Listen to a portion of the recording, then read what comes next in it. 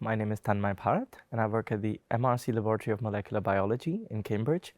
And I'm a program leader there, and I lead a laboratory of 10 people working on prokaryotic cell surface molecules. So we look at molecules on the surface of bacteria and archaea and try to understand how these molecules allow these cells to interact with the environment. It is important to understand the molecular interactions at the cell surface because these molecular interactions allow bacteria and archaea to form multicellular communities such as biofilms or microbiomes. A biofilm is a multicellular community of bacteria that forms on either solid surfaces or on host tissue. And it's a fundamental state of existence for many bacteria and other prokaryotic cells. So it's fundamental microbiology, but it's also important for human health because biofilms form on host tissues, and most human bacterial infections proceed with biofilm formation. And a microbiome is just a specialized case of a biofilm in which, rather than being made of a single species, it's a multicellular community made of multiple different species. And microbiomes are important in health because healthy humans have a gut microbiome, for example.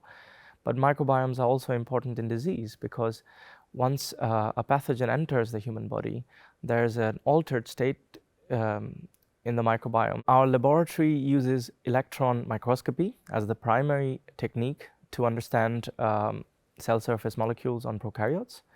The advantage of using electron microscopy is that it allows us to study the problem at multiple scales.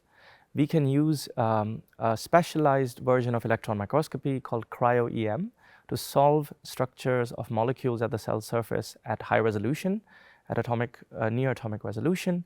We can also visualize these molecules on the surface of cells at high resolution using the same electron microscopy techniques. And furthermore, we can look at entire biofilms or microbiomes also using electron microscopy, allowing us to place our atomic structures in the context of cells and biofilms. It's extremely exciting to be part of the field at this very minute because for the first time we can resolve the atomic structures of molecules directly on the surface of cells, which allows us to pose our question at the atomic level, which allows us to understand the chemical interactions of how cells interact with each other and how cells interact with other components of their environment.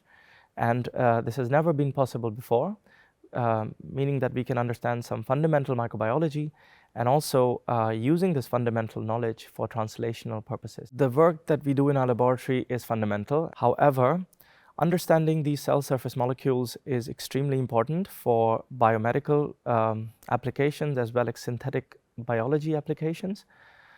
Just to give you a couple of examples, several molecules on the surface of pathogenic bacteria are direct targets for antimicrobial drug development. So the atomic structures could be help for structure-based drug design. And actually, we are taking this approach in our laboratory. Also, I should say that if you understand how these molecules are arranged on the surface of cells, you can shape the environmental interactions they make with other cells.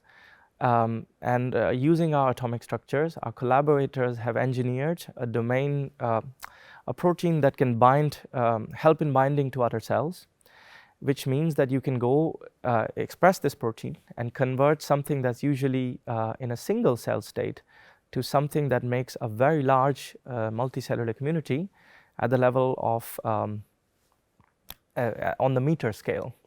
So you can apply the fundamental knowledge of the atomic structure to make meter-scaled object with defined properties that can be applied in various settings. So one of the bacteria we work on is called Deinococcus radiodurans. It's known in the field as Conan the bacterium because it's the world's toughest bacterium known, according to Guinness Book of World Records. So it was isolated in the Chernobyl nuclear reactor. It can survive in outer space for several years.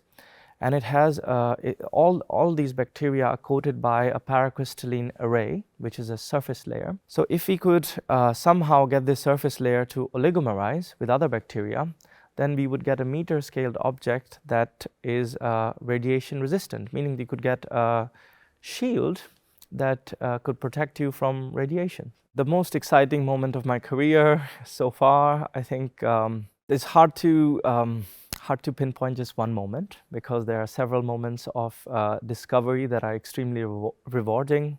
And I think it's those eureka moments that happen in the laboratory that you work towards for several years. Those are the moments that you really look forward to, and those are the moments of great joy. So just to give one example, something that we discovered in our laboratory.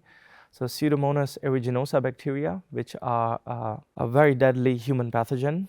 So we studied the mechanism of antibiotic protection, and we found that to protect itself against antibiotics, Pseudomonas aeruginosa cells, they secrete a phage-like molecule into the extracellular matrix of biofilms. These phage-like molecules self-assemble into liquid crystals, and these liquid crystals surround bacteria, kind of forming like a force field around the Death Star.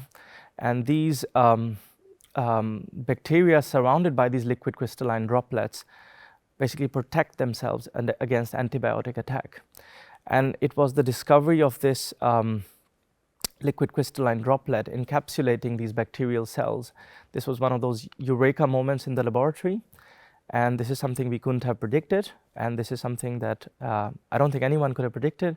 And it was a day of great discovery and joy. And we are very happy to have discovered that. Winning the Fleming Prize is extremely a proud moment for me because it's from the microbiology community. I'm not a classically trained microbiologist. I'm coming into this field from a structural biology background. So it's a real source of pride for me to be able to be recognized by this community.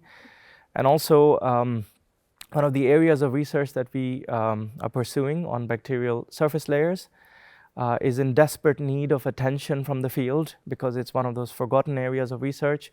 So I'm hoping that with the Fleming Prize lecture, there'll be more people inspired to work in this area. A lot of this research has occurred in my previous position when I was working at the Dunn School of Pathology in Oxford. So I would like to thank my previous host institute, and Dunn School is famous in microbiology because the antibiotic era in the world was started at the Dunn School with the development of penicillin. So I'm delighted to have had that background, and I'd like to thank my previous mentors, my previous director, for supporting this research. And I also want to thank my current laboratory and current institution for backing me, and wouldn't have been possible without the support of the directors that in my previous and current institution. This prize is also recognition of the hard work of many members of my laboratory over the past years, and it's a source of pride also to my lab members to be part of this elite group of laboratories that have won this award.